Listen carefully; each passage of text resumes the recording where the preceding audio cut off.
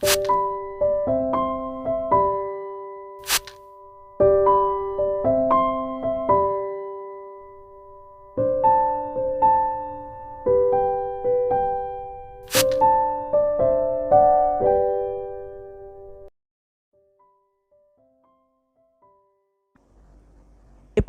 ko lang sa'yo na ayusin mo ang pagmamanage ng kumpanya dahil sa'yo ko ito pinagkatiwala. Saad ng kanyang ama na si Lem Vladimir.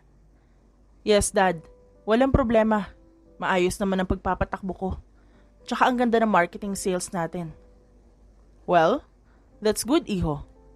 O sige, aalis muna ako dahil marami pa akong aasikasuhin. Okay, Dad, ingat ka. Tumango na lamang si Mateo. Inaliw na lang niya ang kanyang sarili sa pag-inom ng red wine. Sobrang bait ni Mateo. Halos lahat ng tao, saludo sa kanya, pati sa pamilya niya. Lalong-lalo na ang mga empleyado sa kumpanya. Ang Vladimir Business Empire. Bagamat meron siyang lahat ng kayamanan at kapangyarihan, nararamdaman niya ang kawalan ng tunay na pag-ibig sa kanyang buhay. May nag-doorbell sa bahay nila. Isa itong inaasahan niyang bumisita sa kanila, ang matalik na kaibigan na si Kyle Madrid. Anak ng business partner ng mga Vladimir. Naging matalik niya itong kaibigan dahil sa negosyo.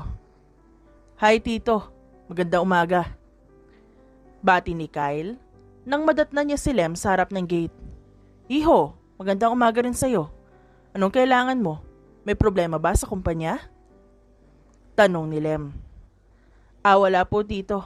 Pinapapunta ako dito ni Mateo. Hihingi raw ng payong kaibigan kung paano magmahal. Parang handa na magmahal tong anak mo. Nakangiting saad ni Kyle. Mas mabuti pa iho. Alam ko namang may nobya ka na. Tulungan mo yung anak ko na makahanap ng tunay na pag-ibig. Puro na lang negosyo ang inaatupag niya. Oo nga Tito Susubok na talaga tong anak mo sa pag-ibig. Ngumiti na lamang ito. Sige iho, aalis na ako. At tumatawag ng sekretarya ko. Sige Tito, ingat ho. Tumango muli si Lem at pumasok sa kotse. Nagsimulang umandar ito at tumakbo na. Samantala si Kyle ay pumasok na sa bahay nila at naghihintay si Mateo sa bandang pool area. Dude, mag-isa ka lang yata dyan. Bungad ni Kyle kay Mateo. Mabuti naman at dumating ka. Akala ko di ka nasisipot. Halika, sumama mo ako dito. Oo naman. Sino bang tatanggi sa'yo? Wala namang taong tatanggi sa'yo dahil sa ugali mong tinatangkilik ng lahat. Nambobola ka pa. Upo ka na nga. Sinimulang lagyan ni Mateo ng wine ang glass ni Kyle. Anong kailangan natin pag-usapan, dude? Ihingila ako ng payo kung paano magmahal ng isang babae. Handa na ako sumabak sa pag-ibig na yan. Tama nga si Daddy. Puro na lang negosyo ang nasa puso't isipan ko. Kailangan ko ng katuwang sa buhay. Isa pa, nasa tamang edad na ako. Tamang edad mo mukha mo. Malapit na lumagpas sa kalendaryo ang edad mo Isipin mo nga edad mo. Nasa 27 ka na. Alam mo naman bro na wala sa edad yan Kundi nga lang apurado itong si Daddy na magkaapo. Hindi ko maiisipang maghanap ng makakatuwang. Tama naman din si Tito. Tsaka kailangan mo rin makahanap ng babaeng magmamahal sa'yo. Sa kabilang dako naman ay si Sofia Falcon. Isang simpleng dalaga na nagtatrabaho bilang guro sa isang maliit na paaralan sa probinsya. Idol na idol talaga kita, Miss Sofia. Ang galing mong coach. Sana, ipagpatuloy mo yung ganyang kahusayan. Pagpuri ni Kim, isang guro din na tulad niya. Tinuring niya ito matalik na kaibigan. Thank you Nandyan ka lagi sa tuwing may competition ng paaralan natin. Oo naman, suportado ako lagi sa'yo. Walang kupas ang suporta ko. What if ka dyan? What if maghanap ka na ng true love mo? Malabo naman yan. Wala pa akong panahon sa mga ganyan. Gusto ko muna mag-focus sa trabaho. Pero kung dumating naman, why not? Andyan ka na naman sa ganyan eh. Wala ka na talagang pakialam sa sarili mo, ano ka? Gusto mo ba maging matandang dalaga, ha? Pangungulit ni Kim sa kanya. Hindi naman sa ganon. I'm just waiting of perfect time. At naniniwala ako na makakatagpo rin ako ng lalaking mamahalin ko. At mamahalin ako. Hindi man sa ngayon pero sa darating na panahon, malay mo makita ko rin. Seryoso ang saad ni Sofia sa kaibigan niyang guro. Ay sus, matalinong guro ka nga, bobo naman sa pag-ibig. Ma'am Kim, tapos na po yung klase ni Ma'am Jean. Wika ng isang bata na dumaan papuntang kantin. O sige, muna na ako si girl, may klase na ako. Paalam ni Kim sa kanya. Okay, ingat ka. Magaling si Sofia sa kanyang propesyon at puno ng pagmamahal para sa kanyang mga estudyante. Kasalukuyan siyang nasa classroom ngayon kasama ang iba pang mga teacher dahil may pinag-uusapan sila tungkol sa darating na charity event. Okay teachers, this coming Saturday we have a charity event to be held in our school. Kailangan ko ang mga presensya nyo para sa event na to. Ang mga bata ay kailangan nyong gabayan. May charity event ng school natin. Magkakaroon ng fundraiser para sa mga batang may kailangan sa community natin. Saad ng principal nila sa harap ng maraming guro. Ma'am, may I ask? Isa sa mga magagaling na guro sa Evros Elementary School ang nagtanong. Yes? What is it, Mrs. Tanhore? Sino pong pasimuno ng event na to?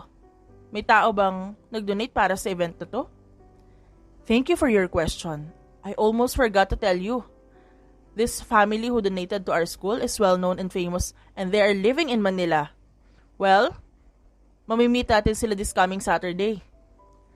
Sagot ng principal nila na si Mrs. Tura. Sisi girl, sasama ka sa event? May bazaar, games at entertainment. Gusto mo bang sumama?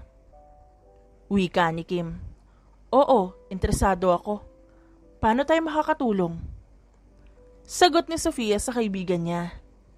Pwede tayo mag-volunteer sa booth o kaya magbigay ng donasyon. Kahit maliit na tulong, malaki ang magagawa para sa kanila. Gaya ng sabi ni Mrs. Tura, pwede nating gabayan ng mga bata tsaka ang dami kayang gagawin natin. Sige, sama ako. Sana marami sila matulungan ng mga bata, no? Oo nga, excited na ako. Kita-kits sa Sabado ha. Kita-kits, salamat sa pag-imbita. Hindi matatawag na imbita to. Kasi parang pinatawag naman tayo ni Mrs. Tura para sa event na to. Oo nga no, di ko naisip yun ha. Natatawa pang sabi ni Sofia. Hay nako sisi girl, ikaw talaga? Sige na, alis na ako, may klase pa ako. Isang araw ng Sabado, dumating na ang charity event. Inassign si Miss Falcon, Miss Cabalya at Miss Erebias na maghanda ng isang intermission number at mag-perform pagkatapos ng welcoming speech ng principal. Ano, Sisi, ready ka na mamaya? Tanong ni Jean. Kinakabahan ako eh. Manunood yung isa sa pinakamayamang angkan sa atin. Diyos ko naman po. Huwag ka nang kabahan para ka namang first timer. Singit ni Kim. Oo, sa performance. O sa pagsasayaw hindi ako first timer. Pero itong may manonood ng mga bilyonaryo, first time ko to sis. May kabang saad ni Sofia sa kanila habang nilalagyan siya ng simpleng makeup. Tama na nga yung nilagay niyo sa mukha ko. Sobrang na yatang makapal yan. Panay reklamo si Sofia. Tumaas ang kilay ni Jean. Sus kaming bahala sa'yo. Baka makakita ka ng true love sa charity event na yan. Baka isa sa bodyguards ng CEO. Panunokso ni Jean kay Sofia sabay suklay ng buhok. O baka naman yung CEO. Singit na tukso ni Kim, sabay spray sa buhok ng matalik nilang kaibigan. Oops! Huwag niyo na ituloy. Dahil kahit ano lagay niyo na makeup sa mukha ko, alam kong hindi ako makikitan. Hindi na natapos ng sasabihin ni Sofia na magsalita si Kim. Malay mo naman. Pagpapatuloy nito. Nananaginip ba kayo? Ang aga-aga para kayong natutulog. Uy, wag mo nang asarin. Baka wala na tayong kasama sa performance mamaya, lagot tayo. Saad ni Kim at natatawa pa ito. Wag niyo ako subukan na. Inis na wika nito, pero sa loob at isipan ni Sofia ay mahina palang humahagikik. Tara na nga, labas na tayo. In 5 minutes magsisimula na ang event. Samantala, may mga batang nagsisigawan sa labas. Hindi alam ng mga magkakaibigang guro kung ano ito dahil hindi ito lumabas sa conference room kung saan sila nagbihis. Welcome, visitors! Rinig na sigaw at hiyaw ng mga bata na galing sa labas. Sissy girl, ano kaya yun? Baka dumating na sila. Agree. Bilisan na natin. Ilagay mo na sa backpack mo yung mga gamit mo. Sabik na saad ni Kim. Tara, bilis! Tugon ni Jean na punong-puno ng excitement sa pagmumuka. Oo, heto na. Lumabas na ang 3 performers sa conference room. Dali-dali silang umakyat sa backstage para ilagay mga gamit nila. Bumaba sila upang sabay nilang salubungin ang bisita nila kasama ang lahat ng gurong inimbita sa charity event. Welcome to Everest Elementary School, Sir Vladimir. Sabay-sabay ng iba't ibang teachers. Thank you. Hello, Mr. Vladimir. Welcome to Everest Elementary School. Thank you so much for coming. Saad ni Sofia. Ngumiti naman si Mateo sa kanya. Thank you so much, Mrs. Ang ganda mo naman. Puri pa ni Mateo kay Sofia. Correction? Hindi po ako Mrs.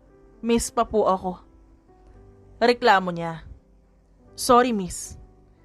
Paghingi ng paumanhin nito at medyo matagal na nakahawak si Mateo sa kamay ni Sofia. Yung kamay ko po, sir. Wika ni Sofia sabay tanggal niya sa kamay. I'm really sorry, miss. Just call me Sofia. I'm Sofia Falcon, advisor of grade 4 students. Pagpapakilala ni Sofia sa kanyang sarili sa harap ng mga bisita. Nice to meet you, Miss Sofia Falcon Vladimir. Panunukso ni Mateo. Dinagdagan mo pa talaga na apelido mo, no? Masyado kaya ito mapagbiro, Mr. Vladimir. Anyway, just sit on the table along the line of the court. Saad na lang ni Sofia at sumunod naman ang mga ito, pati ang mga bodyguards at sekretary nito. Thank you, Miss Falcon Vladimir. Pang-aasar nitong muli nang may nakakabaliw pang ngiti na binitiwan para sa kanya. Loko-loko talaga tong CEO na to. Bulong ni Sofia sa sarili. Pagkatapos ng welcome speech, ay tinawag na si Miss Nisal Ann, isang MC sa event. Ang magpa-perform as gift para sa mga bisita ay sina Kimberly, Jean at Sofia. We warmly welcome our beautiful performers of Everest Elementary School, Miss Kimberly Aribias, Miss Jean Cabalya, and our leading lady, beautiful and single, Miss Sofia Falcon, as a gift to our dearest visitors. Let's give them a round of applause. Sabay-sabay na nagpalakpakan ng mga taong umattend ng event. Kasama na dito ang mga batang kailangan ng donasyon, pati na ang mga imbitadong tao para sa event. Dad, ang galing niya. Komento ni Mateo habang nasa tabi ng kanyang daddy Lem, sabay palakpak.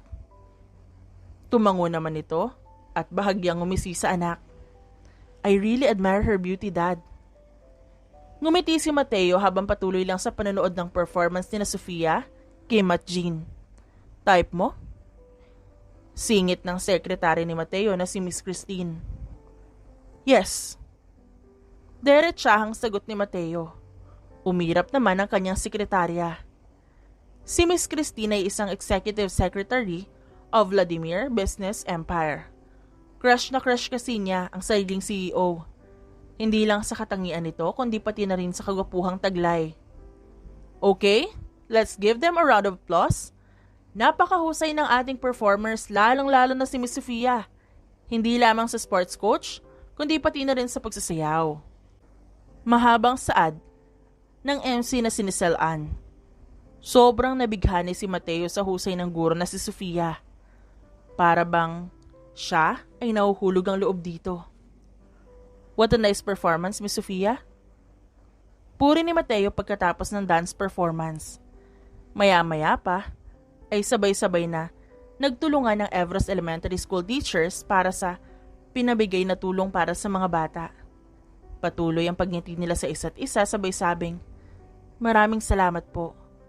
Natutuwa rin si Mateo sa bawat batang kanyang nakakayakap, pati na rin ang kanyang ama na si Lem.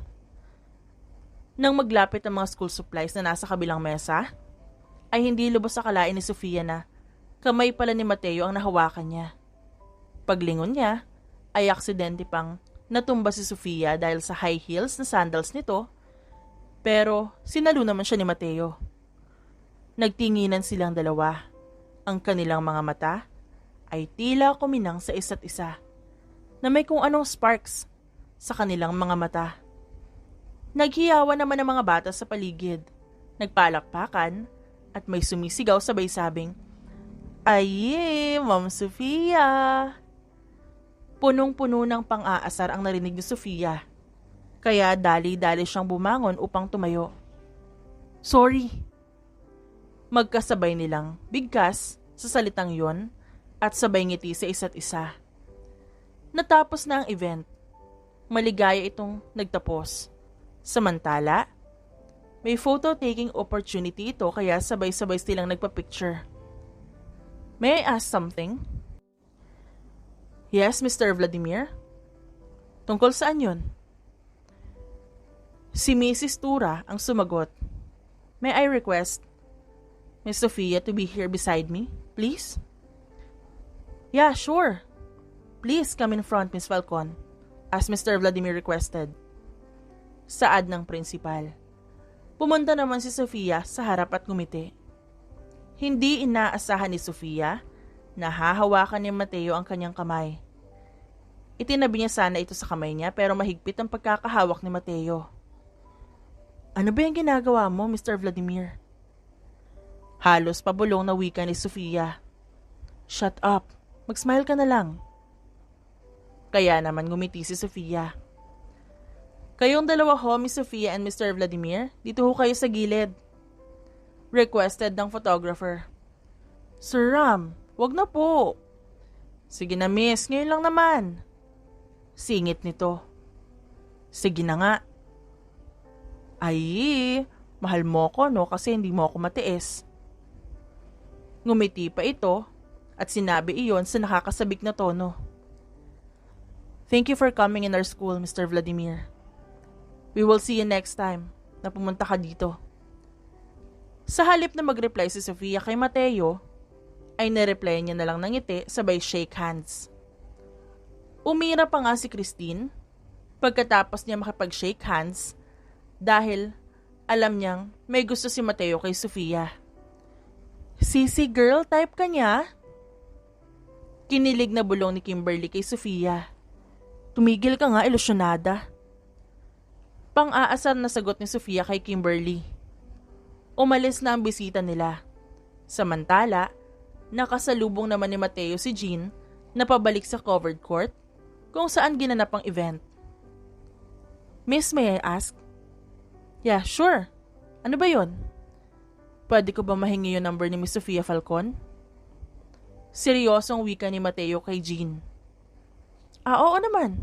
Eto. Tawagan mo lang siya or text kung may kailangan ka." "Thank you so much, miss. We'll go ahead." Pagpapasalamat ni Mateo, tsaka nilagay sa wallet niya ang number na binigay ni Jean. "Thank you so much for coming to Mr. Vladimir. Your presence is highly appreciated of Everest Elementary School. Especially your donations. Thank you so much." Tumango na lamang si Mateo na para bang tuwang-tuwa na nakuha ang number ni Sofia.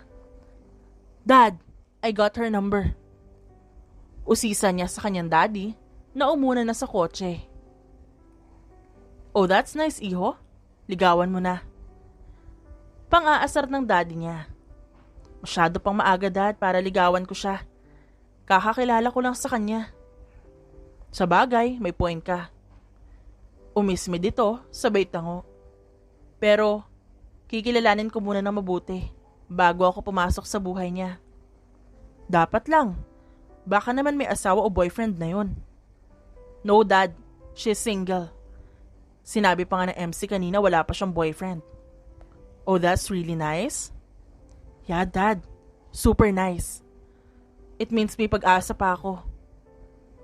Tumango na lang si Lem at ngumiti. Sige, iho. Balik na tayo sa opisina. Saad ni Lem at tumungo sa kotse niya samantalang naghihintay lang ang personal driver at sekretarya ni Mateo sa loob ng kotse niya. Let's go. Dahil sa isang charity event, nag-cross ang kanilang landas. Si Mateo ay napamahal kay Sofia sa kanyang kabaitan at kahusayan. Bro, may kwento ako sa'yo. Bungad agad ni Mateo kay Philip na siyang pinsan niya. About? It's all about what happened in the last charity event that I attended.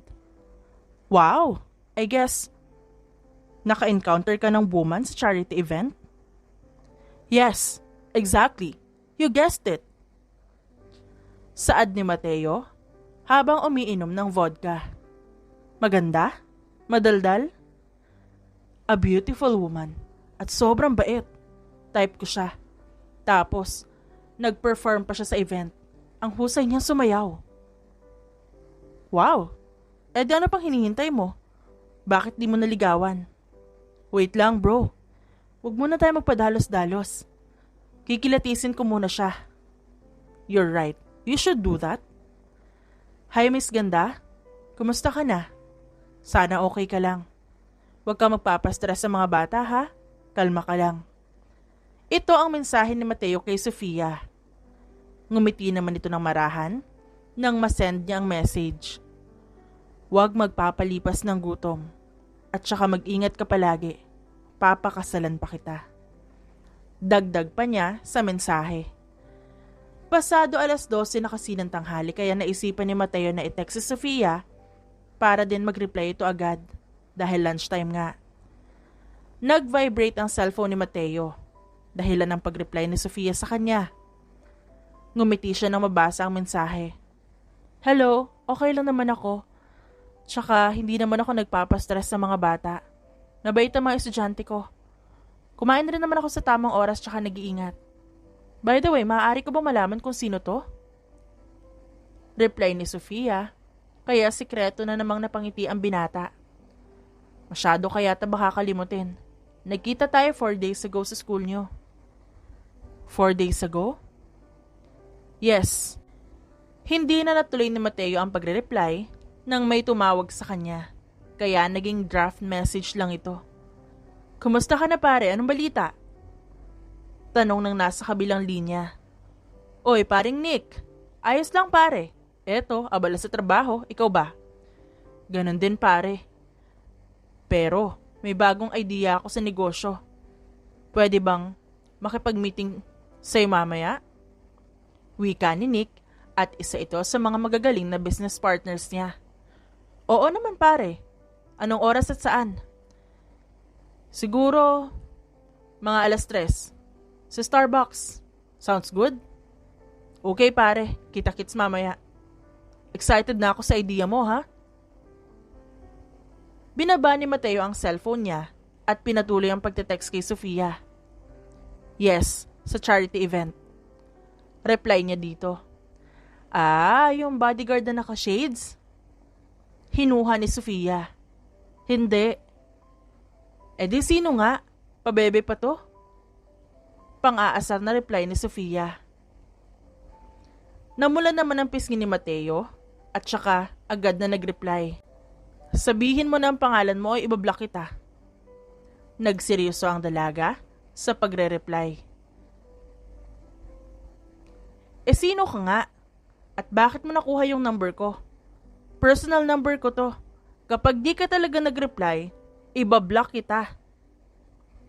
Nagsimula nang mainis si Sofia. Sorry, I'm Mateo Vladimir. Nakuha ko pala tong number mo sa isang co-teachers mo. Kung hindi ako nagkamali, Jean ang pangalan niya. Nakita ko sa ID niya. Binigay niya itong number mo sa akin. I'm sorry sa kakulitan ko. Ikaw pala yan, Mr. Vladimir. I'm really sorry talaga. Pasensya na sa kadaldalan ko. Akala ni Sofia, galit si Mateo. Pero sa katunayan ay kinikilig pa ito.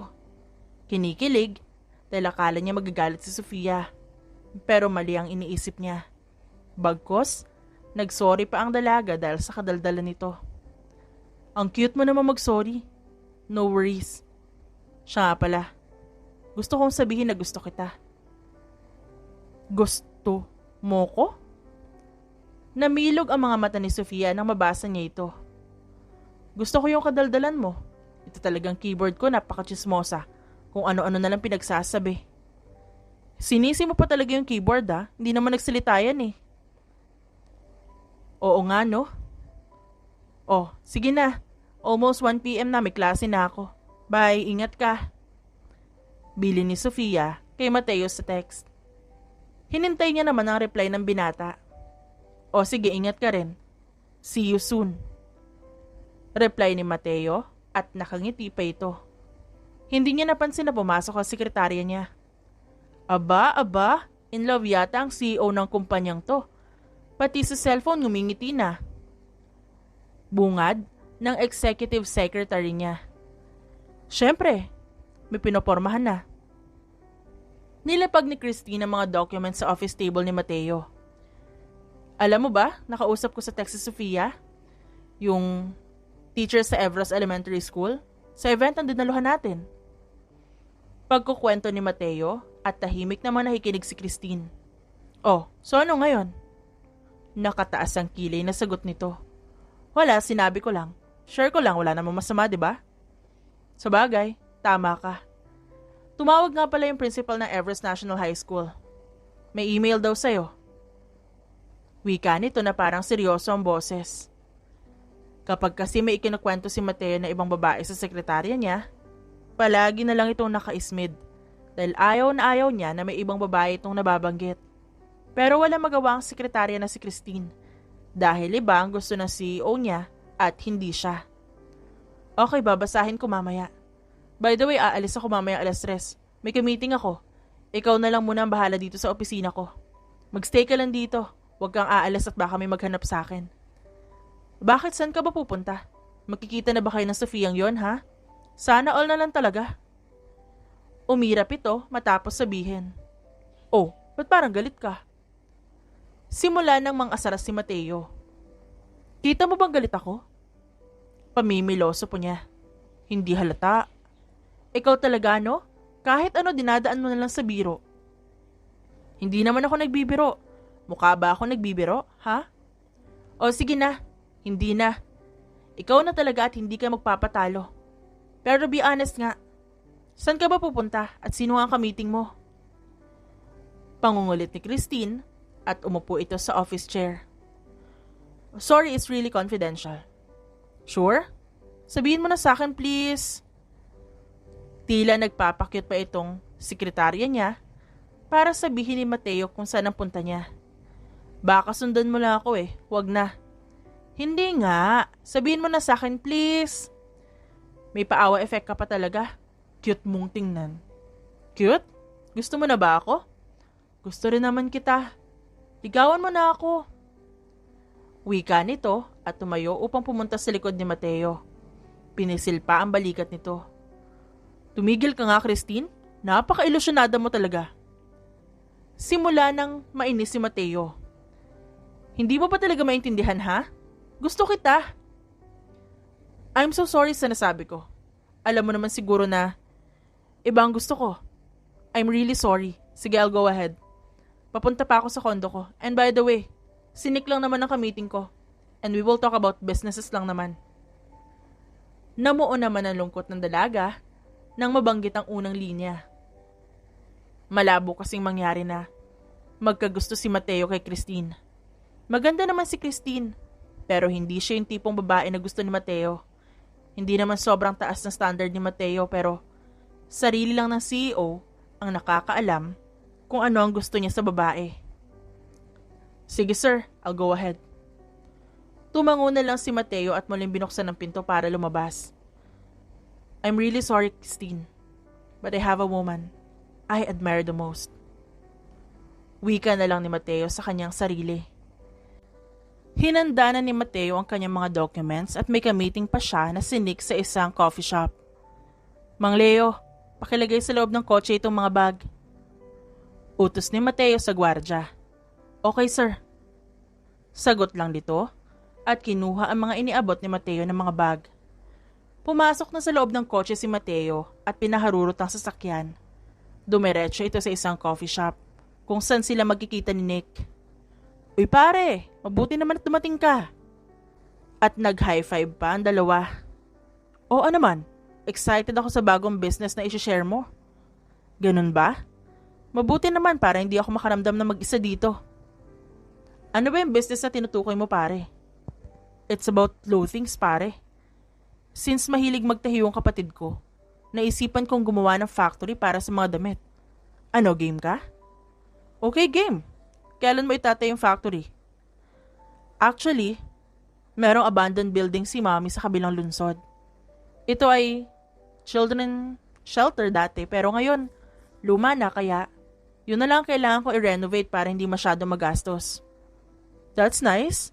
Mabuti naman para mas madali tayo makakuha ng mga supplies at iba pang kakailanganin. Yes, pre. Lumawak ang ngiti nilang dalawa. Sila ay magtatayo ng isang clothing factory para sa kapatid ni Nick na si Ann. May ba ako pare? May nililigawan ka na ba? Malapit ka na lumagpas sa kalendaryo ah. Tanong ni Nick sa kanya. Actually pare, may nililigawan akong babae. Sobrang ganda niya. Mabait at mahusay. Eh ikaw ba? Oh well, that's good. Ako naman may nililigawan na ring babae. Isang guro. Umaasa nga ako na sana hindi niya ako papahirapan. Sana, sagutin niya ako ng mas maaga. Matagal ko na rin siyang gusto simula nung nakita ko siya. Wika ni Nick. Eh ang tanong, gusto ka ba niya? Ewan ko nga pare, parang nagkalabuan kami. Hindi na nagre-reply sa mga text sa tawag ko. Saad ni Nick habang nakakunot ang noo. Baka busy lang sa trabaho. Alam mo naman kapag teacher, laging nakaatupag sa mga estudyante. Malabo ata pre. Kasi noong bago pa lang kami magkakilala, kahit na sobrang busy siya ay nagawa niya pa rin mag-message sa akin pero ngayon hindi na. Meron pa naman ibang babae dyan pre, maghanap ka na lang ng iba. Huwag ka na lang umasa sa kanya. Hindi naman sa kanya iikot ang mundo mo di ba? Hindi ko na kailangan maghanap pa ng iba pre. Siya lang ang gusto ko. At gagawin ko ang lahat para mapasakin siya. Ikaw ang bahala.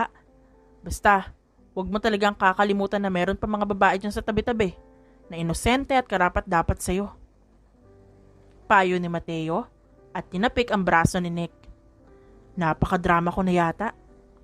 Tumawa si Mateo. It's okay. Let's go. Lumabas ang dalawa sa coffee shop. May nag-aabang sa kanilang dinadaanan patungong parking lot na mga batang paslit at palaboy-laboy ang mga ito. Palimos po. Sabay na wika ng tatlong batang paslit na nasa 5 o 7 anyos na yata. Magandang hapon sa inyo. Heto, sa inyong tatlo. 500 sa'yo, 500 naman sa'yo, at 500 sa'yong cute ka. Nakangiting malawak na saad ni Mateo na inabutan ng tig for 500 ang mga bata. Pare, ang laki naman yata ng binigay mo. No, it's okay pare. Gusto ko rin naman makatulong sa batang tulad nila. Kawawa naman. Sobrang dumi pa ng mga suot nila. Baka kasi kailangan talaga nila ng pera kaya okay lang sa akin. Tsaka bukal naman sa kalooban ko yon. Ang bait mo talaga pare. Walang kupas. Puri ni Nick at ngumiti lang si Mateo. Sige pare, hanggang dito na lang tayo. Kailangan ko pang bumalik sa opisina ko. Saad ni Mateo at nakipagkamay muli kay Nick. Ako din pre. Sige, ingat. Ingat ka din. Balitaan mo ko ah. Hi, kumusta ka na? Iyon ang isang message notification na natanggap ni Mateo. Uy, hello future wifey. Okay lang naman ako, ikaw ba? Reply niya sa text nito. Wow, Grabe ko maka-future wifey ah. Hindi mo pa nga ako nililigawan. Inangkin mo na ako bilang asawa mo. By the way, okay lang din ako. Hindi masyadong stress. Paano kung liligawan kita? Walang pag-aalinlangan na text ni Mateo kay Sofia. What? Baliw ka ba? Namula naman ang pisngi ni Sofia na mabasa niya ito. Nothing. I just want to shut my phone. I have lots of documents to sign. See you soon. Okay, ingat ka. Kinilig naman ang mga buto ni Mateo. Sa tuwing makakausap niya sa text si Sofia, parang tumitigil ang kanyang mundo. Halos mabaliw siya, kangingiti mag-isa. Okay, Miss Christine, come in. Pumasok ang sekretarya niya dala-dala ang iba't ibang mahukulay na folders. Kausap mo na naman yung Sofia. Panay ngiti na naman. Saad ni Christine sa kanyang isipan. Miss Christine, are you okay? Tanong ni Mateo sa kanyang sekretarya dahil nakatulala ito makaupo sa office chair. Miss Christine, yes, I'm sorry. Here are the different documents that you need to sign, sir. It's from the finance office. Just sign it, I'll be back. Saad ni Christine. At akma na sana siyang tatayo at aalis pero nagsalita si Mateo. No, just stay here. Okay, sir. Hay nako, anong gagawin ko dito? Tititigan ko yung kagapuhan niya. Diyos ko naman po, sir. Anong pinagagawa mo? Sa bagay, hindi naman ako maiirita kakatitig sa'yo. Saad na lang ni Christine sa isipan niya. Why are you staring at me? Is there something wrong in my face? Tanong ni Mateo sa kanyang sekretarya nang mahuli niya ito nakatingin sa kanya. No, wala. Talaga? Sigurado ka? Tumango naman muli si Christine. I'm done, and I acknowledge and signed all of these documents. Ngumiti ang CEO sabay abot ng lahat ng folders na hawak niya. Thank you, sir. I'll go ahead. You're welcome. 2 buwan ang nakalipas, ay kilala na ni Mateo si Sofia sa pamagitan ng call and text. Laking pasasalamat ni Mateo dahil hindi siya binigo ng kanyang plano na kikilatising mabuti si Sofia. Sisi girl, ano nang balita? Kayo na ba? Sabik na tanong ni Kimberly. Wow ha, mas excited pa kayong dalawa kaysa sa akin? Saad ng dalaga na punong-puno rin ng saya ang muka. So ano nga, kayo na ba? May label na ba? Kayo talagang dalawa ang kukulit nyo. Pagsasaway niya rito. Ngunit kahit makulit ang dalawang kaibigan niya, natutuwa pa rin si Sofia kapag kausap niya ang dalawang matalik na kaibigan. So ayun nga, makikipagkita na. Hindi nakatapos ang pagsasalita si Sofia nang sumigaw ang dalawa sa kilig. OMG! This is it, pansit sisi girl? Punong-puno ng excitement ang mukha ni Jean at Kim. Ano ba kayo? Magkikita lang naman kami. Kayo talaga kung ano-anong nasa isip nyo. So kailan nga kayo magkikita? Ikaw talaga? Bakit mas excited ka pa sa akin? Dapat kasi push mo na yan, girl. O sige na, tawagan ko na lang siya. Magkikita kami this coming Saturday. Ay, mapapasana all na lang talaga tayo sa sisi girl natin. Ay, sus kayo talaga. Hay nako, tara na nga, kain na lang tayo. Usal na sabi ni Sofia at pinagpatuloy ang pagkain. Bro, alam mo ba magkikita kami na nililigawan ko? May sabik sa tono ng pananalita ni Mateo kay Kyle. We, di nga. Totoo? Halos hindi makapaniwalang tugon naman ni Kyle sa kanya.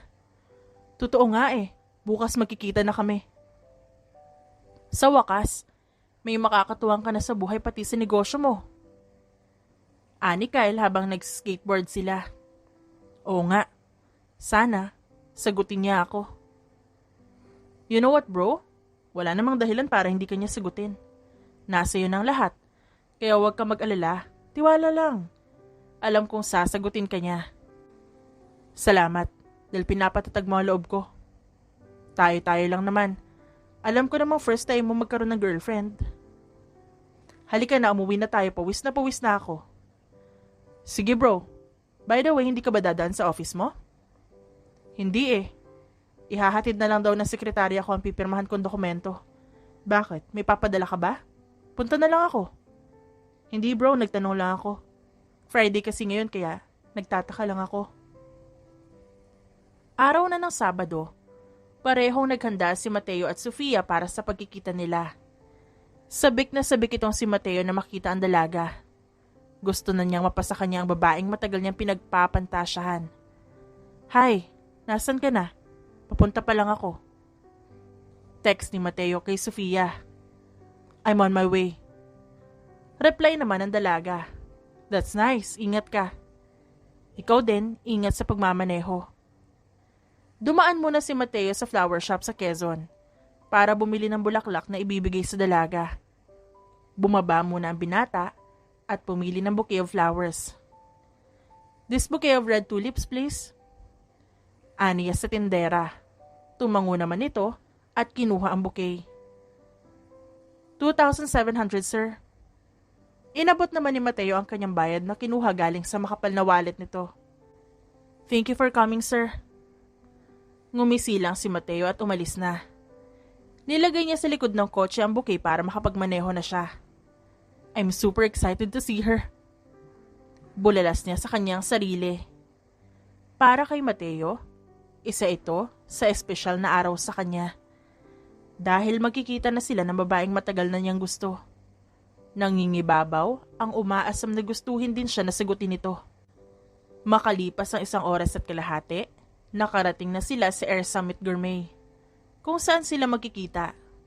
Isa ito sa pinakasikat na restaurant sa Quezon. Hello, nasan ka na? Andito ako sa sasakyan ko. Sa may parking lot sa kabila, kararating ko lang. Anong kulay ng sasakyan? Color green, Volkswagen Golf car. Bumaba si Sofia sa kanyang sasakyan at pareho nilang sinalubong ang isa't isa. Nagkamay pa ang dalawa at bumeso sa isa't isa. Hi! Awkward na wika ni Sofia kay Mateo. Medyo nanibago ang dalaga dahil first time niyang makasalamuhan ng isang mayaman. Hello, Miss Sofia Falcon? Wow! Hanggang dito ba naman tatawagin mo pa rin ako sa kompletong pangalan ko? Sorry, nasanay lang ako na tawagin ka sa kompleto mong pangalan.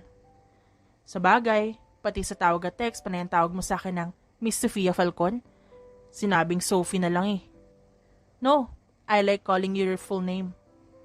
I'm comfortable with it. Nakangiting wika niya. Shall we get inside? Tanong ni Mateo at kinuha naman niya sa likod ng sasakyan ng bulaklak na binili niya. Fresh na fresh ito at ito ay ang red tulips sa sobrang ganda at nagpapahiwatig ng passion at love sa pagitan ng kulay nito. For you, beautiful lady Miss Sofia Falcon. Malawak ang ngiting saad ni Mateo sabay abot ng bouquet ng bulaklak. Thank you so much. Nag-uumapaw naman ang kilig ni Sofia at halatang halata ito sa kanyang pagmumuka. Inamoy-amoy pa ng dalaga ang bouquet habang papasok sila ng restaurant. May event siguro dito? Bakit ang tahimik at walang katao-tao tas puno pa ng dekorasyon? Nagkamali yata tayo. Nabigla si Sofia nang mapalingon ito sa paligid dahil punong-puno ito ng dekorasyon. Kalma, Miss Sofia. Just close your eyes. Utos naman ni Mateo sa kanya. Dahan-dahan namang inayos ang mga sarili ng mga staff sa restaurant at pinorma ang salitang, "Will you be my girlfriend?" Nang matapos na itong mag-ayos ng mga letra, ay tinakpan ni Mateo ang mga mata ni Sofia. Oops, wait. O sige, buksan mo na ang mga mata mo. Utos niya kay Sofia at dahan-dahang tinanggal ang scarf sa mata nito. Namilog ang mga mata ng dalaga na makita niya ang kanyang nasa harapan. Tila hindi siya makapaniwala na ang isang sikat na bilyonaryo at CEO ng 5 kumpanya ay madadali lang ng Isang maganda at simpleng gurong katulad niya. Mateo Vladimir, I'm really sorry. I can't accept this. Magkaiba tayo ng estado sa buhay. Langit ka at lupa ako. Saad ni Sofia at tumakbo pabalik sa kotse niya. Sofia! Hindi niya alam kung bakit niya yung nagawa. Basta ang tanging alam niya lang ay magkaiba sila ng estado sa buhay. May agam-agam si Sofia sa kanilang pagkakaiba sa estado. Hindi niya matanggap ang ideya ng isang relasyon sa pagitan ng isang simpleng guro at isang bilyonaryo. Matapos ang mga oras na yon, ay dali-daling umalis si Sofia at tinanggihan ng alok nito.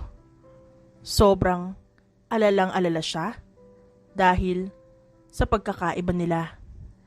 Pero wala naman sa karakter ni Mateo ang sumuko agad. Patuloy siyang makikipaglaban para sa babaeng mahal niya.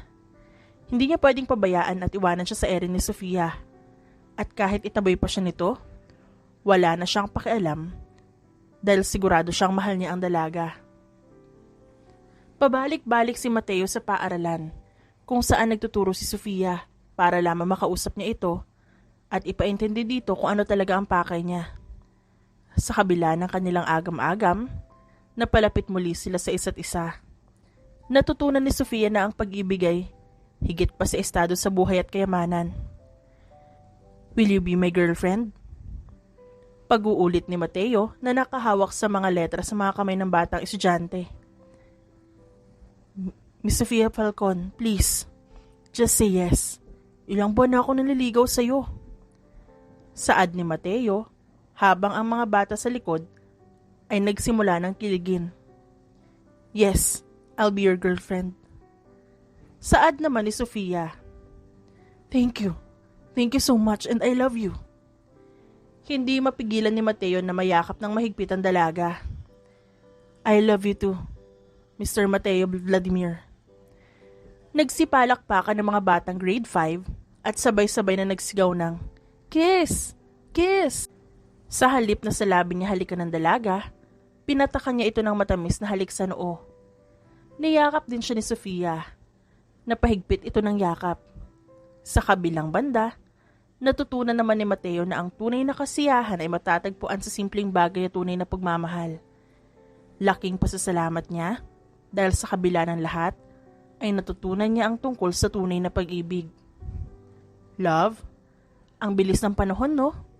Noon binasted mo pa ako na ilang beses, pero ngayon malapit na tayo mag-1 taon. Panimula ni Mateo sa usapan, habang ramdam na ramdam nila ang alon at hangin sa tabing dagat. Oo nga, love, yung mga panahon kinakabahan pa ako sa papasukin nating relasyon. Sagot naman ni Sofia habang nakasandal ang ulo niya sa balikat ni Mateo. Ganyan talaga ang pag-ibig. Dapat pagtuunan mo ng pansin ng iba't ibang katangian nito para kapag pumasok ka sa isang relasyon, handa ka sa lahat ng hamon ng buhay. Tama ka, love. Ang ganda ng view dito, no? Pag-iiba ng usapan ni Mateo habang hawak-hawak ang kamay ng dalaga. Oo, sobrang peaceful. Parang lahat ng problema nawawala pag nandito. Totoo yan. Parang ang saya lang na makakita ng malawak na dagat. Iniisip mo ba minsan kung gaano karaming pwedeng mangyari sa buhay natin? Oo naman. Pero mas gusto ko lang na maging masaya ngayon. At tanggapin kung ano meron tayo, lalo na kapag mag-asawa na tayo. Tama ka. Hindi nga natin alam kung ano mangyayari sa hinaharap. Pero pwede natin gawin ang lahat para maging maganda ang ngayon. Oo, siguro nga. At least kasama kita dito ngayon. Mahal na mahal kita. Usal ni Sofia, sabay halik sa labi ni Mateo. Mahal din kita. Sobrang ganda talaga ng dagat. Parang walang katapusan. At sobrang tahimik pa. Perfect spot para mag-isip. Alam mo, parang tayo rin. Sabi nga ng mga tala, kahit malayo, connected pa rin. Sana ganun tayo kahit anong mangyari. Minsan kasi, ang buhay parang alon. Hindi mo alam kung saan ka dadalhin. Pero basta kasama kita, okay lang. Kinilig naman si Sofia. Walang ibang nasa isip kundi puro na lang si Mateo. Oo nga, Saka kahit gaano kalakas ang alon, andyan pa rin yung magandang view tulad mo. Naks naman, smooth mo ah. Totoo naman. Ikaw kasi ang nagbibigay ng kulay sa mundo ko. Hay nako, tigilan mo na ngayon pagpapakilig sa akin. Pero seryoso, gusto ko lang talaga na magkasama tayo kahit ano pang pagsubok. Promise, gagawin ko ang lahat para sa atin. Forever tayong dalawa. Forever nga. Sa tabi ng dagat na to, forever tayo. Parang walang katapusan tulad ng mga alon. Oo, sobrang tahimik. Parang gusto ko na lang din dito magtagal. Alam mo, minsan, gusto ko na lang lumayo sa gulo ng syudad. Parang gusto ko ng simpleng buhay. Usapan nila habang palakad-lakad para kunin ang kamera. Pareho tayo. Gusto ko din ng tahimik na buhay. Malayo sa ingay, traffic, at kung ano-ano pa. Ano bang gusto mo makamit sa buhay? Tanong ni Sofia sa binata. Gusto ko lang maging masaya. Hindi ko alam kung saan ako makakahanap ng kasiyahan. Pero gusto ko lang talagang maging masaya. Ako rin. Siguro ang importante, masaya tayo sa simpleng bagay. Oo, tulad ngayon. Masaya na ako nakasama kita dito sa tabing dagat. Cheesy mo naman. Pero seryoso. Kagaya nga nasabi ko kanina, masaya rin ako nakasama kita. Mahirap lang maghanap ng ganitong katahimikan sa syudad. Pero mas magaan ang pakiramdam ko dito. And days turned into weeks, weeks turned into months. Pinakilala na ni Mateo sa pamilya niya ang kanyang long-term girlfriend na si Sofia. Mom, Dad, ito po si Sofia Falcon, ang girlfriend ko. Panimula ni Mateo habang nasa hapag sila. Magandang gabi po sa inyong lahat. Pagbati naman ni Sofia sa mga ito. Hello Sofia, masaya ako makilala ka. Anong trabaho mo? Tanong ni Nancy na siyang mommy ni Mateo. Salamat po ma'am sa pag-welcome sa akin. I am a teacher po sa Evros Elementary School. Maganda yon. Ano bang hilig mo, Sofia? Pagtatanong ni Lem. Mahilig po ako magluto, photography at pagtuturo. Oh ma'am, dad, anong masarap na handa natin? Nag-aasikaso pa lang si Manang Celia. Sagot ng kanyang ama. Sige, kwento mo pa sa amin, Sofia, ang tungkol sa sarili mo. Salamat nga pala sa pagbisita. Anong gusto mo itawag sa'yo? Pwede pong Sofia na lang. Okay na po yun, para hindi na po ako mangamba kasi kinakabahan po ako eh. Masaya ka naming nakilala. Siya nga pala, paano kayo nagkakilala ng anak ko? Tanong naman ng ina ni Mateo. Nakita ko siya sa charity event na pinuntahan namin ni Daddy noon, Ma'am. Doon sa probinsya, kung saan nakatayo yung school na pinagtatrabahuhan niya. Sobrang swerte ko at nahanap ko siya. Naku, maganda pala ang kwento ng pagtatagpo niyo. Sana mas maging maligaya pa kayo. Salamat po, Ma'am. Asahan niyo po na aalagaan ko ang anak niyo. So, ito na ang handa. Let's eat. Mas masarap ang kainan kapag magkakasama. Saad naman ng daddy ni Mateo habang inilalapag ni Manang Celia ang inihandang pagkain. Nagkaroon ng kaswal na kwentuhan habang nagde-dinner. Hanggang sa mapunta ang usapan tungkol sa kasal. Kailan nga pala kayo magpapakasal? Mag-iisang taon na kayo ah. Saad ng daddy niya na siyang ikinakabog ng puso ni Sofia. Pag-uusapan namin yan, Dad, kapag okay na sa kanya. Okay naman ako kahit kailan. Walang problema sa akin, love. Sambit ni Sofia at hinay-hinay na sumubo ng pagkain. Mas mabuti ng maaga dahil alam ko namang walang makakahadlang sa relasyon nyo. Saad ni Nancy habang kumukuha ng dessert. Masayang natapos ang dinner na yon. Masaya rin si Sofia dahil pinakilala na siya ni Mateo sa pamilya nito. Buong akala niya noon, hindi siya tatanggapin ng pamilya ni Mateo dahil isa lamang siyang simpleng guro. Ngunit nagkamali siya. Matapos mag-propose ni Mateo kay Sofia, nagbalak itong magkaroon ng isang bonggang kasal. Nagkaroon din ng engagement at ginanap ang engagement party sa Vladimir Business Empire. Ang mga taong kakilala nila ang inimbitan nila. Kasama na rito ang mga kaibigan ni Sofia, kapwa guro, matalik na kaibigan at pamilya. Inimbita rin ni Mateo ang kanyang business partners sa negosyo. Ladies and gentlemen, maraming salamat sa inyong pagdalo sa engagement party ni na Mateo at Sofia. Wika naman ng MC ng program. Ngumiti ng pareho si na Mateo at Sofia. Maraming salamat po sa inyong pagdalo. Sobrang saya namin na makasama kayo sa espesyal na araw na to. Congratulations sa inyong dalawa. Paano ba kayo nagkaroon ng proposal? Wika ng isa sa mga guest. Salamat.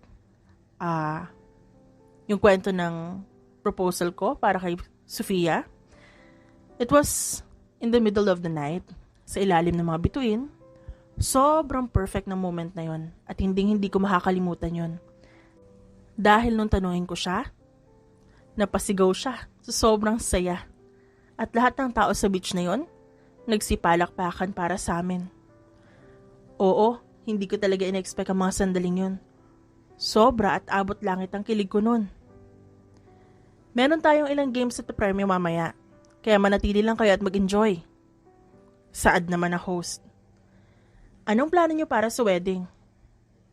Hindi pa namin na fully plan ang lahat, pero gusto lang namin ng simple at intimate, basta kasama ang pamilya at malalapit na kaibigan.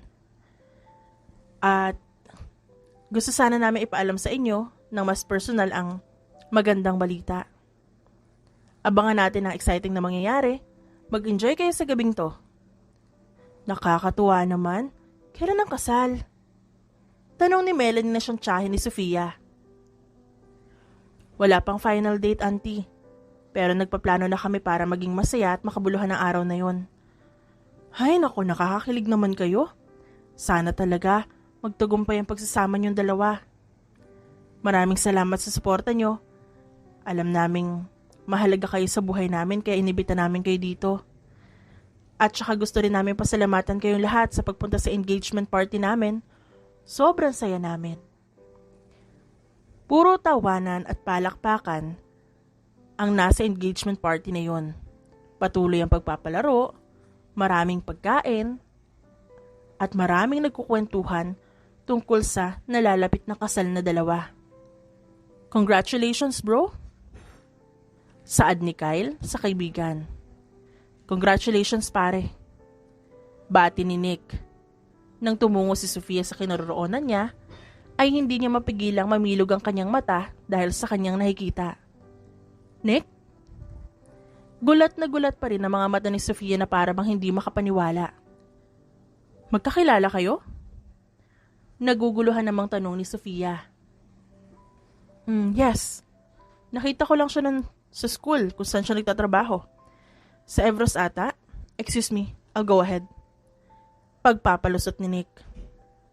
Umalis ito nang walang paalam.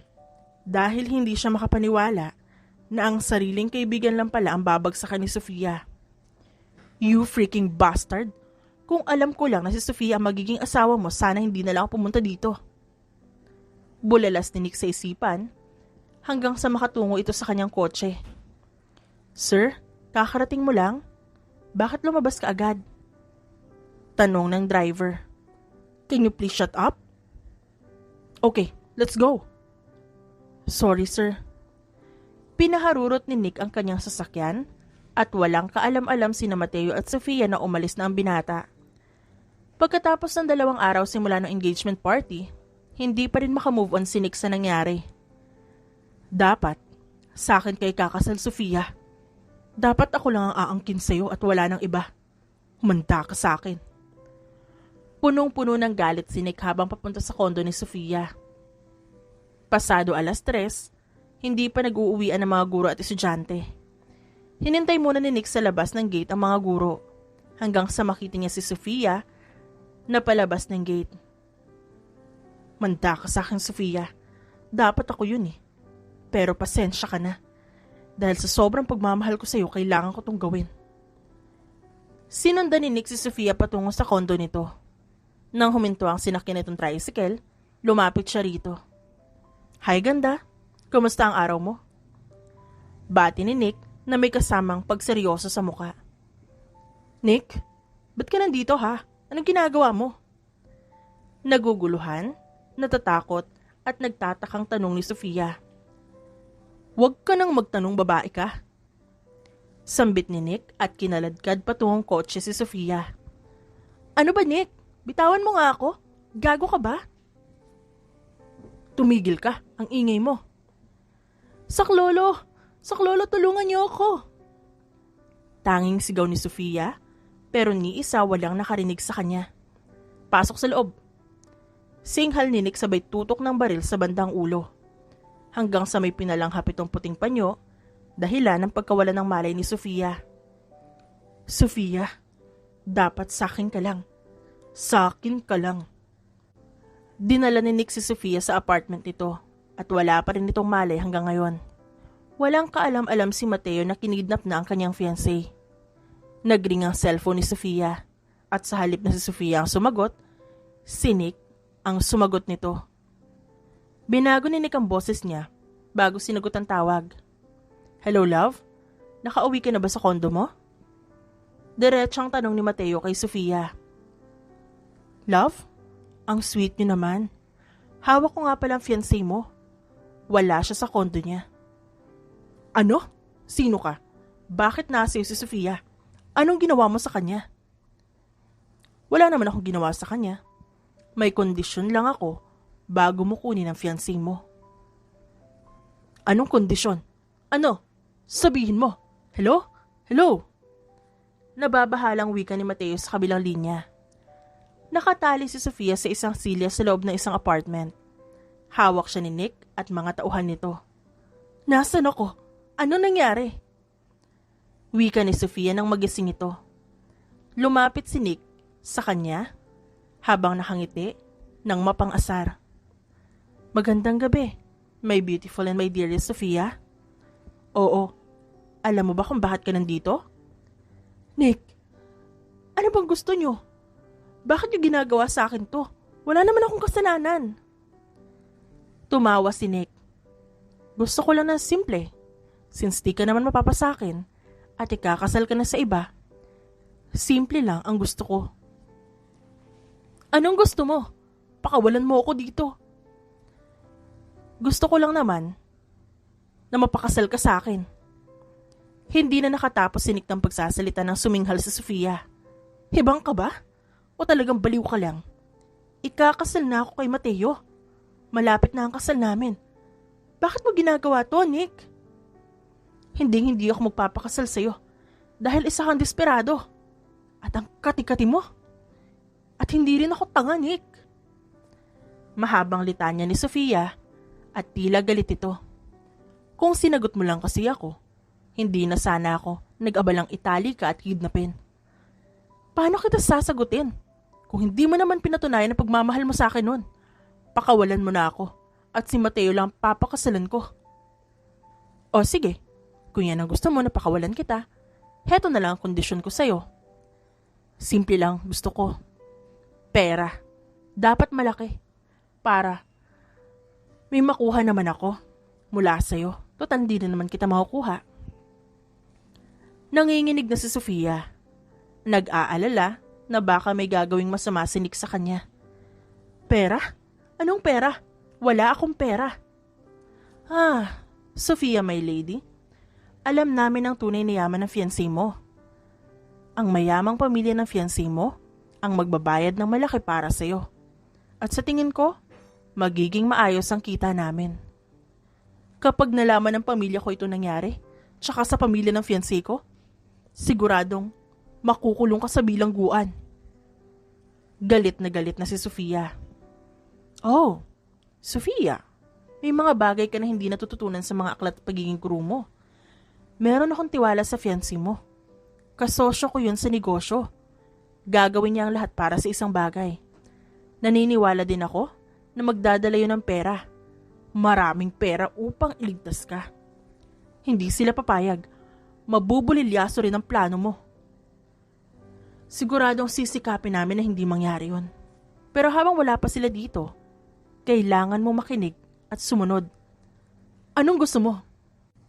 Una, gusto ko ng 10 milyon. 1 milyon para sa bawat araw na hindi nakakakuha ang pamilya mo ng pera. Paano mo nasisigurong makakarating sa kanilang mensahe? May kakilala kami sa loob ng pamilya mo. Kilala ko ang pamilya ng fiancé mo. Pinadala namin sa kanila mga demands namin. Anong kakilala? Sino? Natatawa pa si Nick. Oh, Sofia. May mga bagay na mas makabubuting para sa'yo na wag mo nalang malaman. Pero dahil makulit ka, sasabihin ko sa'yo. Mahigit 5 taon ko ng kasosyo sa negosyo ang Vladimir family. Respetado silang pamilya at sikat. Huwag kang mag-alala. Bibigyan kita ng pagkain at tubig habang hinihintay natin ang kanilang tugon. Pero wag mo kong subukan. Dahil baka magbago ang sitwasyon mo at mapatay kita. Si Nick ay lumabas muna sa apartment. Iniwan niya si Sofia doon na nag-iisa at puno ng pangamba sa kanyang buhay. Samantala sa kabilang banda, hindi alam ni Mateo ang kanyang gagawin nang malaman niya ang nangyari.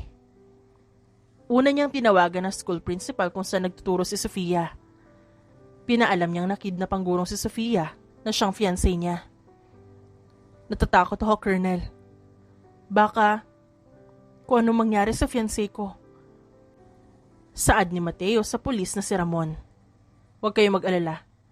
Isa sa alang-alang namin ang safety ni Sofia. First and foremost, ngayon ay inakala namin na nanganganib ang buhay niya. Hindi namin natutuloy ang operasyon hanggat hindi tayo nakakakuha ng exact location kung saan siya dinala. Sagot ni Colonel Ramon na medyo may edad na rin. Gagawin namin ang lahat. Masigurado lang ang kaligtasan ni Sofia. Sigurado ho kayo Hinanda ng mga kapulisan ang recorder at laptop para sa paglocate ng lokasyon ng dalaga. Maya-maya pa sila naghintay at nagring ang telepono na nasa side ng lamesa. Huwag mo nang iaangat. Utos ni Colonel Ramon nang dadamputin sana ni Mateo ang telepono. Herrera, ready the laptop and the recorder. Dali-dali namang sinunod ni Herrera ang utos ng Colonel. Relax, huwag kang kakabahan Importante ay makakuha tayo ng sapat na impormasyon. Kung maaari lamang tagalan mo ang pakikipag-usap para matrace natin kung saan galing ang tawag. Hello? Pagsagot pa ni Mateo. Mr. Vladimir. Anang nasa kabilang linya. Isa ito sa tauhan ni Nick. Yes, ako nga. We need 10 million para sa fiancé mo na makauwi ng buhay. Huwag mong sasaktan ng fiancé ko. Pwede ko ba siyang kausapin? Request ni Mateo sa kabilang linya. Mateo, tulungan niyo ako please. Sofia? Sofia, love. Love, tulungan mo ako. Ayoko na dito. Please, tulungan mo ako. Inuulit ko, Mr. Mateo Vladimir. 10 million. Wag na wag kang magsasalita sa kahit kanino. Yes. Yes, naririnig kita. Hello? Hello? Sambit ni Mateo habang rinig na rinig niya ang sigaw ni Sofia sa kabilang linya. Sir, positive. Nasa Casa Milan, Quezon. Nasa isang condotel apartment. Let's go. Get ready, man. Nagsigibuan ng mga kapulisan at dumiretso sa apartment kung nasan si Nick nakastay in. Nilusob nila ang apartment na to at unang tumungo si Mateo sa taas para i-check kung nasan si Sofia. Nagsisigawan naman ang mga tao sa paligid. Pati ang mga nakarenta ay nagsilayas rin pababa. Maraming nakasagupa si Mateo. Kadalasan ay ang kilala niyang mga tauhan ni Nick. Oh, huwag kayong magpanik. Mga pulis kami. Saad ni Colonel Ramon sa mga taong nagsisigawan at nagtatakbuhan. Maraming namatay sa laban na yon. Lalo na ang mga tauhan ni Nick. Dahil sa sobrang dami ng pulis. Bakit mo dinukot si Sofia? Walang giya ka? Taas ang kamay, Mr. Mendoza. Ikaw ay inaaresto namin sa kasong kidnapping. Seryosong krimen ang ginawa mo. At maaaring may kaakibat na parusa sa ilalim ng batas. Gulat na gulat si Nick na madakip siya ng mga pulis. Tarantado ka, Nick. Magbabayad ka sa ginawa mo sa fiancé ko. Sambit muli ni Mateo. Mateo! Sigaw ni Sofia at sinalubong niya ito ng mahigpit na yakap. Sofia, you're now free. Huwag ka na matakot. Nandito lang ako sa tabi mo. Thank you for saving my fiancé, Colonel. Thank you so much. Utang ko sa iyo ang buhay ng fiancé ko. Wala ho kayong dapat ipagpasalamat. Tungkulin namin iligtas ang magiging asawa mo. Saad ni Colonel Ramon at nakipag-shake hands pa sa mga ito. If there's something I can do for you and for your people, don't hesitate to call me. Yes, sir. Saad naman ni Colonel Ramon. Paano yan, pare? Hindi na yata matutuloy ang itatayo mong bagong business. Sa presinto mo na yan ituloy. Puro kasi kalokohan na nasa isip mo. Yan tuloy ang napala mo. Babalikan kita, Mateo. Tumalikod naman silang dalawa ni Sofia sa lalaki. Love, thank you for saving me. This means a lot to me. Emosyonal na wika ni Sofia kay Mateo. You're always welcome, love. It's my responsibility to protect you and save you in danger. I love you so much, my Mateo. And I love you so much, my Sofia. Swerte ko talaga sa'yo, love. Gagawin mo ang lahat para sa akin. Laking pasalamat nilang pareho dahil sa kabila ng lahat, nagawa pa rin nilang ngumiti sa bawat isa. Months passed, napagdesisyonan ni Mateo at Sofia na magpakasal na.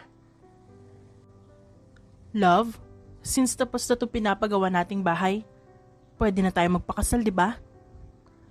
Ani Mateo habang sila ay nasa magarang bagong bahay nila.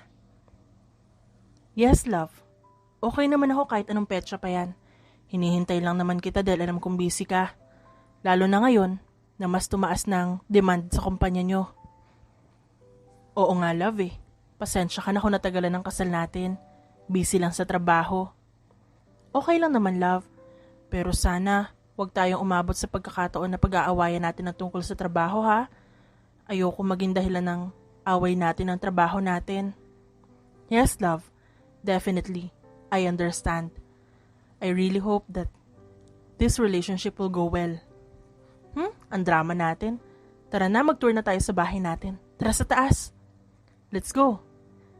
Masaya silang nagtutour sa bahay nila. At sobrang saya nila pareho na makita ang bawat sulok nito. Habang sila ay nasa terrace sa second floor, kitang-kita nila ang napakalinis sa paligid ng bahay nila. Dagdag pa ang iba't ibang puno na nakatayo sa paligid nito. Preskong presko ang hangin dahil sa punong kahoy. Ang ganda ng hangin dito, love, no? Sobrang presko at mahangin pa. Dagdag pa nito, ang mga nagsisigawang huni ng mga ibon. Oo nga, love, nakakatanggal ng stress. Sa mga darating na panahon, ang ingay na siguro ng bahay na to. Kapag meron na tayong mga anak, ini-imagine ko sila kung paano maglaro. Ilan ba ang gusto mong anak, ha? Tanong ni Mateo sa kanya. 12? Gusto ko. Kaya naman siguro natin.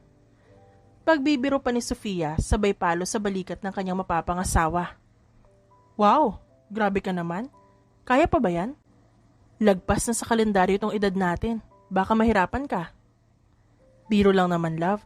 Ikaw naman masyado kang seryoso. Pero pwede naman nating tutuhanin. Oh, kita mo? Gusto mo naman pala. Kinurot ni Sofia ang pisngi ng fiancé niya. Alam mo, malapit na kita maging asawa, love. Wala nang makakahadlang pa sa ating dalawa. Sana nga, love, no? Sana wala nang manggulo sa relasyon natin. Promise, love, gagawin ko ang lahat para wala na. Bumaba na sila sa ground floor. At proud na proud silang pareho dahil nakapagpatayo na sila ng sariling bahay bago ang kasal at bago magkaanak. I'm so proud of us, love. Wika ng dalaga na punong-puno ng ngiti. For what reason, love? For what we've all done. For building this super nice house. Let's go home, love. Nag-text na si Daddy na may importante daw kong pipirmahan sa office. Dagdag ni Mateo. Okay, sure. By the way, di ka ba sasama sa akin? Dito ka na lang ba o gusto mong sumama? Sasama na lang ako, love. Tapos doon na lang ako maghihintay sa coffee shop. Pinaandar na ni Mateo ang kotse at pinaharurot patungo sa opisina niya. Masayang nakikinig si Sofia sa mga Spotify songs, iba't ibang kanta ang pinapakinggan niya. Minsan nga ay sumasabay pa siya sa mga ito. Napapangiti na lang si Mateo kapag nililingon niya ang fiancé niya at papikit-pikit pa ang mga mata nito tuwing may babanggiting lyrics. Ang ganda talaga ng fiancé ko, walang kupas ang kagandahang taglay. Makalipas ang 10 minuto, nakarating na sila sa harap ng building ng Vladimir Business Empire. Kahit medyo malayo ito tingnan, ay makikita agad ang napakalaking logo ng building. Love, we're here. Pinagbuksan ni Mateo si Sofia sa kotse at bumaba naman agad ang dalaga. Thank you, love. Dito ka na lang ba talaga? Yes, susunod na ako mamaya kapag bored na dito. Okay, love, mauna na ako. Paalam ni Mateo kay Sofia. Ingat ka, love, ha? I love you. Singit niya. Umaasam na sana ay nakarinig pa sa sinabi niya. Sa kabilang banda naman, nakarating na ng opisina si Mateo. Bumungad sa kanya si Christine. I miss you, sir. Akmang yayakap na sana, pero pinigilan ito ng binata. Wag mo na ituloy ang gagawin mo. Baka may makakita pa sa ginagawa mo. Yakap lang naman. Hindi ko alam na ang OA mo na pala. Nakaismid at umirap ang dalagang sekretarya na si Christine. Miss Christine, alam mo naman siguro na may fiancé na ako. At dapat bawasan mo na yung paghanga mo sa akin. Ikakasal na ako. Mag-move on ka na dahil hindi ako magiging sayo. Tanging si Sofia lang ang pakakasalan ko. Diretsahang sabi ni Mateo sa dalaga. Alam ko naman na ikakasal ka na. Hindi nga ako dumalo sa engagement party nyo kasi nakakasira ng puso.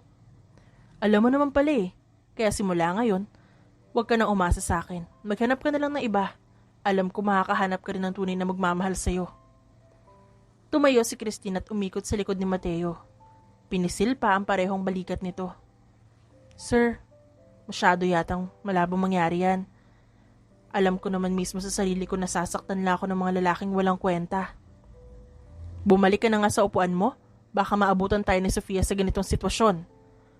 Sorry, sir. Be serious. Tumango naman si Christine. I've compiled the reports of today's meeting, sir, and I've scheduled your calls accordingly, sir. Seryosong wika ni Christine. Thank you, Christine. Any pressing matters I should be aware of? Yes, there's a request for a follow-up on the marketing strategy and the legal team needs your input on the new contract draft. Alright. Paki-prioritize yan. Also, remind me about the budget review, mamaya. Sure, sir. Anything else you'd like me to handle? Ano nga palang latest update sa financial reports? Tanong ni Mateo. Ang net profit natin ay tumaas ng 15% mula sa nakaraang quarter. Napansin din namin ang pagtaas ng market share sa industry. Nakangiti itong sinambit ni Christine habang may papeles na hinahawakan. Magandang balita. Pero may mga issue rin ba na kailangan nating pagtuunan ng pansin? May ilang mga challenges sa supply chain, sir. Maaaring makaapekto ito sa production schedule. Inire-report na rin ito sa department heads para magkaroon ng contingency plan. Tumango-tango naman si Mateo habang sinasagot ang tanong niya ng sekretarya. Okay, titingnan ko kung paano natin masasolve ang supply chain issue. Ano pa ang mga updates sa iba't ibang departments? Alam mo namang malapit na ang kasal namin. So kailangan ko na masolve ang mga issue na yan. Yeah, I see. Sa HR naman, may ongoing na training para sa employees natin.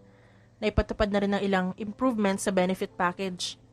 Sa inaasahan natin, makakatulong yun sa employee retention. Napakagandang balita. Ano pa? Para naman iisa na lang problemahin ko habang nasa bahay ako. Uunti-untiin kong masolusyonan ng ibang issue. May ilang legal matters din. Nire-review namin ng existing contracts para masigurado na nagko-comply tayo sa bagong regulatory changes. Mahalaga yan. Siguraduhin mo lang na ang legal team ay maayos na nagtatrabaho sa mga ito. Anything else? Opo. Meron ding proposal para sa expansion ng facilities. Maganda ang ROI projection. At pinresenta na rin to sa board para sa approval. Perfect. I-review mo lang ulit ang mga detalye at siguraduhin alay dito sa long-term goals natin. Opo, sir. Kung wala na kayo ibang itatanong, yun na po lahat ng updates. Maraming salamat sa pagbibigay ng detalye. Magtulungan tayo para masigurong tuloy-tuloy ang progreso ng kumpanya. Bumukas naman ang pinto at si Sofia na may dalang kape para kay Mateo ang pumasok. Hi love, coffee for you? Hello love, umakyat ka yata? Oo, nainip na kasi ako doon, kaya umakyat na ako. Excuse me, I'll go ahead ma'am and sir. Singit ng sekretarya at ngumiti lang at tumango pareho ang couple. Tapos na kayo, love? Yes, love. Ang dami kong pipirmahan. Dulo to sa pagiging busy ko para sa kasal natin but it's okay na. Ganun ba? Hinay-hinay lang, love ha. Matatapos din yan. Now let's talk about our wedding. Panimula ni Mateo. Love, gusto ko sanang pag-usapan natin ng detalye sa darating nating kasal. Dapat seryoso na, puro ka kasi biro eh. Okay, seryoso na tayo dito, love. Ano bang mga bagay ang gusto mong pag-usapan? Una sa lahat, venue. Anong lugar ang naiisip mong magandang venue para sa kasal natin? Tanong ni Sofia. Gusto ko yung garden wedding. Parang mas intimate at relaxed ang vibe. Ikaw ba? Oo, maganda nga yan. Tsaka gusto ko rin yung idea na maraming bulaklak sa paligid. Saan kaya magandang garden venue dito sa lugar natin? Pwede naman nating tanungin niya sa event planner na nirecommend ni mom. Alam ko magaling siya sa ganitong bagay. Tama yun, love. Sige. I'll reach out para magtanong. Tsaka isipin na rin natin yung theme ng kasal. Theme? Anong klaseng theme ang gusto mo? Gusto ko na medyo rustic na feel, parang country chic. Tsaka pastel colors para romantic. Okay lang sa akin. At least, alam ko na yung colors na ipapa-coordinate ko sa mga groomsmen ko. Tama, tsaka sa entourage. Ilan ba ang gusto mong groomsmen at bridesmaids, love? Siguro 3 o 4 na groomsmen para manageable, love. Ikaw? Oo, okay lang yun sa akin. Sabi nga, di ba, intimate lang para mas okay? Tungkol naman sa food, ano ba ang type na catering ang trip mo? Gusto ko sana yung mix ng local at international cuisine. Para may variety para sa mga guest. Nakangiting wika ni Sofia. Nice idea. At siguro isipin natin yung playlist ng music. Ano bang mga favorite songs mo? Alam mo naman na mahilig ako sa acoustic pero syempre, may ilang upbeat songs din para sa reception. Got it? May idea ka na ba kung sino ang gusto mong kuning photographer? May naisip na ako pero open ako sa suggestions mo. Sige, I'll check with some friends kung may maire-recommend sila. Anyway, excited na ako para sa kasal natin, love. Ako rin. I'm sure, magiging perfect ang araw na yon. I agree. Let's go home. Baka tapos na sa pagkuha ng mga gamit yung inutusan natin. Binitbit pa ni Mateo ang bag ni Sofia at pinagbuksan ng pinto ng kanyang opisina. Wait lang, love, dadaanan ko lang si Christine. Ilang sandali lang, bumalik na rin ito. Seryoso silang naglakad pababa ng hallway hanggang makarating sila ng sasakyan. Diretso na lang tayo sa bahay, love. Katulad ng palagi nilang ginagawa, habang nasa biyahe ay nagpapatugtog sila ng musika. We're here, love. Bumaba agad si Mateo at pinagbuksan ng pinto ng kotse si Sofia. Love, gusto ko sana magplan tayo ng weekend getaway sa isang resort para makapag-bonding. Alam mo naman na busy-busy tayo noong nakaraang linggo. Oo nga, parang matagal na rin tayo hindi nakakapag-relax. Ano bang resort ang nasa isip mo? May nire-recommend si Kim, sabi niya maganda rin yung Zephyr Cove Resort. Beachfront siya tapos may water activities. Wow, that's good. Okay lang sa akin yun. Ano ba activities ang gusto mong gawin doon? Mga water sports lang. Kayak, paddleboard, tsaka relax lang sa beach. Ang lapit na rin kasi ng kasal natin eh. Okay love, game ako dyan. Perfect. Sa food, gusto mo ba mag-try ng local dishes doon? Oo, kahit konting adventure sa food trip, pero syempre, may option tayo sa comfort food natin.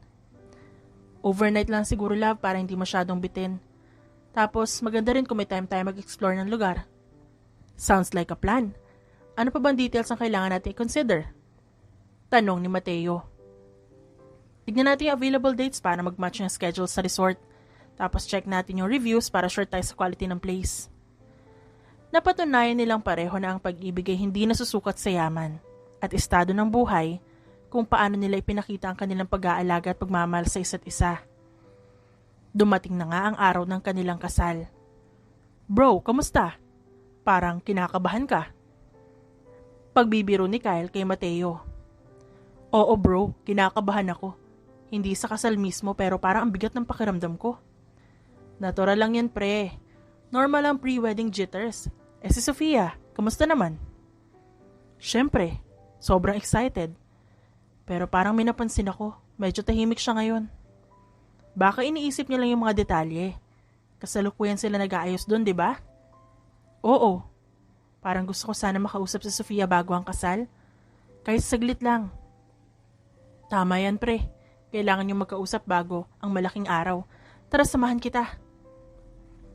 Naglakad si Mateo kasama si Kyle patungo sa kwarto kung nasan si Sofia. Tinapik niya si Sofia sa balikat. "Love, kamusta dyan?" "Okay lang, excited pero parang kinakabahan." "Pareho tayo, pero alam mo, hindi mo kailangan mag-worry. Kasi kahit anong mangyari, tayo pa rin na magkasama, di ba?" "Oo love, alam ko yon. Pero parang may naiisip ako." "Kung ano man yan nasa isip mo, sabihin mo lang sa akin. Hindi tayo pwedeng magsalubong mamaya nang may iniisip pa." "Salamat love, ang swerte ko sa'yo." "Ako rin love, hindi lang ako excited sa kasal.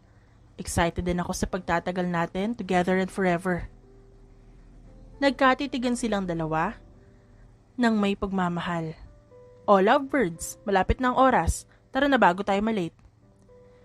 Naglakad na palabas ng kwarto sina Sofia at Mateo, hand in hand, para harapin ang bagong kabanata ng kanilang buhay. Magandang hapon sa inyong lahat. Narito tayo upang masaksihan ang pagsasama ng dalawang pusong nagmamahalan. Wika ng officiant. Ngayon pa lang, gusto ko na magpasalamat sa pagiging parte mo ng buhay ko. Saad ni Mateo. Salamat din sa pagiging inspirasyon mo sa akin. Handa na ako maging Mrs. Vladimir. Tayo ay narito para sa isang maligayang okasyon. Magpakita tayo ng suporta at pagmamahal sa pagsusumite ni na Mateo Vladimir at Sofia Falcon. Sa background, maririnig ang mahihinang tugtog ng piano na sobrang bagay na bagay sa team ng kasal nila.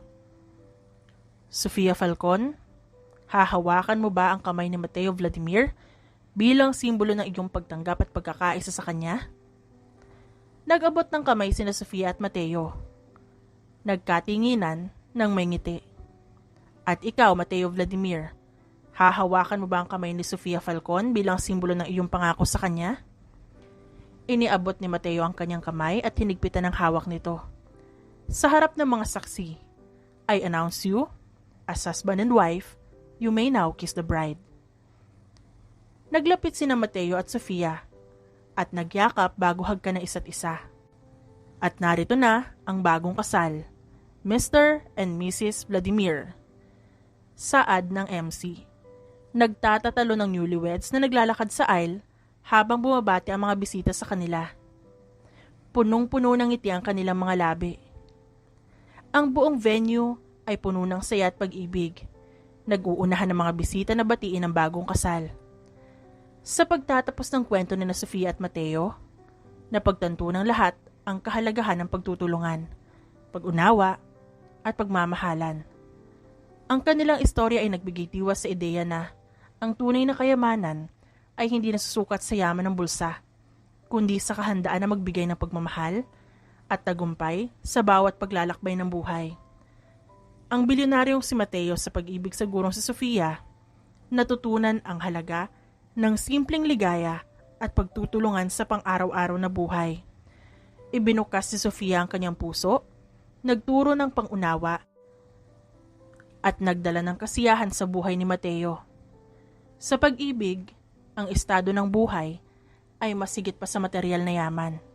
Ang tagumpay ng kanilang relasyon ay nagpapatibay ng ideya na ang pagkakaroon ng makakasama, nagmamahal at nagtataguyod sa isa't isa ay nagbibigay ng kahulugan sa pag-iral bilang mag-asawa. Napagtanto ng lahat na sa pag-ibig, ang puso ay nagiging kayamanan na hindi nasusukat ng salapi.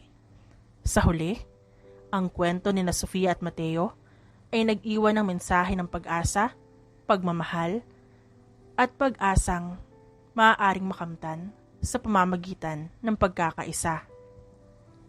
The End. At dyan nagtatapos ang ating kwentong pinamagatang The Business Tycoons